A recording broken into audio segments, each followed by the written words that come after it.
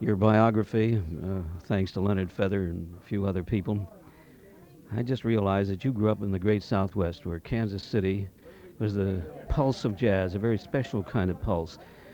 I don't know if you had any kind of experience in that environment, but could you elaborate as to those growing up years and if any of those legendary musicians touched you in Kansas City when you were growing up? Well, one was responsible for me doing what I'm doing right now, and that was Count Basie, who I began to hear when I was 10 years old at the Tower Theater. He played there 4 or 5 times a year. And that was probably the biggest thrill I think I've ever had in my life from anything, and that turned me toward music. I thought I must somehow do that. Um in Kansas City, I think the feeling in the town was a very smooth rhythm section feeling, if that's acceptable as a phrase. Chicago was a more choppy Dixieland, as New Orleans was different. Kansas City seemed to have a very smooth attitude toward rhythm, and they were very concerned with good rhythm sound production and good feeling. So that, I guess, was the first thing that I heard that I wanted to emulate and I wanted to be around, and it hasn't changed really. That's the first thing that I listen for is a smooth, good rhythm section. Well, you're certainly a pianist as well as a valve trombonist, and therefore the rhythm section is especially close to you. Is there a difference between rhythm as we know time and something intangible called pulse? Well, there's a difference in jazz rhythm. I I'm a little tired to get into a discussion on that, but I guess the pulse would be just the beat itself, and the rhythm would be the jazz part. I think for our words anyway. And those are difficult words to come by, I think. I think so. I just went blank. I know I'm just firing away because I live in ignorance over here. But you spoke of the Kansas City rhythm section. It certainly was smooth, and their pulse is different. Yes, it was. We had something different there, I believe.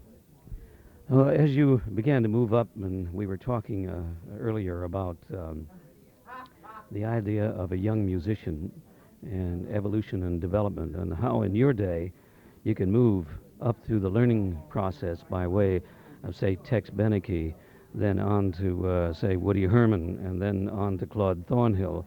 Maybe not in that sequence, but those are different learning experiences. What did you learn in, say, Beneke's band? Well, I learned to, as a writer, I learned to create a little bit in a very defined framework. I only had a certain portion of each arrangement that any real, what I would have called creativity, could flourish. When you write in a restricted framework, you have to limit your good parts to very small, almost invisible good parts. So you learn some kind of basic formal structure right away. You learn to sneak in things, and then as you get more chance to write what you want, maybe you're more conscious of being formed. You have more discipline, I guess, behind you. So you're, in some way, you're disciplined a little more than if you were given free rein at all times. When you write or create anything, you've got to discipline yourself because you work for yourself. And so the earlier discipline, I think, helps. You also learn to play with people, which is most important, and to be with people and to get along and to exist in a band or a community framework. That's also important for any part of your life. The modalities are less now because there are less bands playing, and the chain of command has kind of been broken a little bit. But I think perhaps the schools have taken over where the traveling big bands left off. So I'm more encouraged than discouraged, I think. Well, there's certainly a great group of young musicians coming up, but no longer does that big band as an institution flourish in the numbers that it used to. What's going to happen to those young musicians as they become sight-reading demons and good improvisers? And Well, I don't know. We were talking about that over dinner just now, and I still believe, from my experience anyway, that there is never, there are never enough good players, and if somebody is really good, there'll be a good job for them sometime. I know it's a worry that we're going to get overtrained people and too many, but I don't know what to do about it. I'm glad there are a lot of good musicians. I don't know if we can leave it all to the corporate entrepreneurs to manage and direct new environments or not, but do you have any feeling about the hope? We have many more hotels than we ever had in our lives. hotel bands, all kinds, from pump handle varieties like Russ Morgan and Music in the Morgan Manor, to Sammy Kaye, to Blue Baron, and then on to the richer kinds of bands that we had. Woody Herman and his band that played the blues, and Les Brown, all played the hotels. And there was Glenn Miller and Benny Goodman and Duke Ellington. But do you think there's any hope that maybe out there the corporate environment might give us a chain or a network through which we can market and develop? Well, I don't know. In my business, which is writing and performing music, I'm trying to get my own work. So I've become, I guess, a latent businessman. I've decided that to expedite the playing and the production of my material, I have to know avenues which to place it, and I have to know ways to really market it, and I have to know ways really to help people fund things that I want to do. So I've gotten interested in both corners, I think, both the business and the production of music. That's my solution. I don't know what somebody else's would be. I think that if you have the ability and the desire, then you've got to find out a way to place what you do in the proper framework. You got to find the right place for yourself. So that, I would say, individual initiative. I wouldn't rely on a corporate framework for anything, in my experience. Yeah. Well, it sounds like laissez-faire free enterprise, but not in the dog-eat-dog fashion.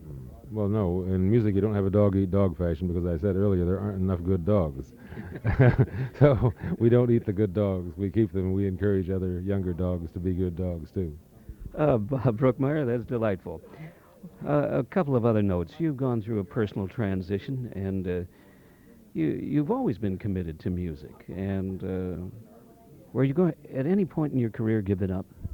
Yeah, in California I did. I quit for 2 or 3 years. I wasn't happy with what I was playing. I wasn't happy with me or where or I was living or what I was doing. So I stopped everything, and I kind of retrained myself physically and personally, rehabilitated myself, I guess. And when I felt like somebody again, I decided to come back to New York, because that's where my business was. I decided to go back to music. And I found out when I returned to New York that that was indeed my home and always had been. So I got, I guess, a new lease or a second chance in life, which I'm delighted to have. New York's a very special environment. It's full of a lot of conflicts, but it certainly has that electricity that, and also it is the center, isn't it? A focal point. Well, it's the capital of what I do in the world. It's the best city to be. And one nice thing in New York also, it's very hard for me to wake up in the morning and decide I'm going to go back to sleep. The city seems to demand that you get up and go ahead and do what you do. That's the way I feel about it anyway. I think it's it. Well, here you are out in the hinterlands, and you're familiar with them because you're a Midwesterner by birth. What's the cultural change that you observe out here from Kansas City, New Orleans, all the way up north to Winnipeg, Canada, I suppose? Has there a jazz renaissance, a cultural renaissance, a growth? Yes, I think so. When I came back to New York, my friend Mel Lewis said, I think that we have a renaissance going on. And I kind of agree. I think that from the visits I've made in the last couple of years to different college towns all over the Middle West and the Northeast, that the conditions for the playing and the producing, meaning the writing of music, are much better. The awareness is higher among, certainly among educators, students, community people. We're, I think, getting to a point where we're beginning to accept the field of jazz music as something really worthwhile after all, and something that is okay to do. You know, that's taken a long time, but I think that it's really being looked on and said, well, that's okay to do. They have a jazz program at the school. Good. You know, something good will come from it. So we're getting out of the bad boy category, I think. We're getting into acceptance as something that is truly an acceptable artistic medium. They're kind of big phony sounding words for jazz is becoming okay to do, and I think that's the essence of it. Well, we've been pretty medieval and Victorian in our cultural values, in a sense, and we're young yet. Yeah, we're young yet. And jazz is a young art form that is part of a young nation. Yes, that's true. Bob, for you, this project at the University of Minnesota this summer, 1981, is certainly unusual. I understand you shipped in all of your compositions and arrangements in advance for these young lions to examine and shake down, and you're rehearsing them now. How many musicians under your wing via Dr. Frank Ben Cresciuto, and how are they doing with your project? Well, I think they're 18, 19, or 20, something like that, and they're doing fine. They're very good, which is the first plus. They're cooperative, attentive, and they care about what they're doing. So I'm delighted with the whole process. Is it a good learning experience for them? And for me, yes. For both of us. That should be for a true teacher. I think so, yes.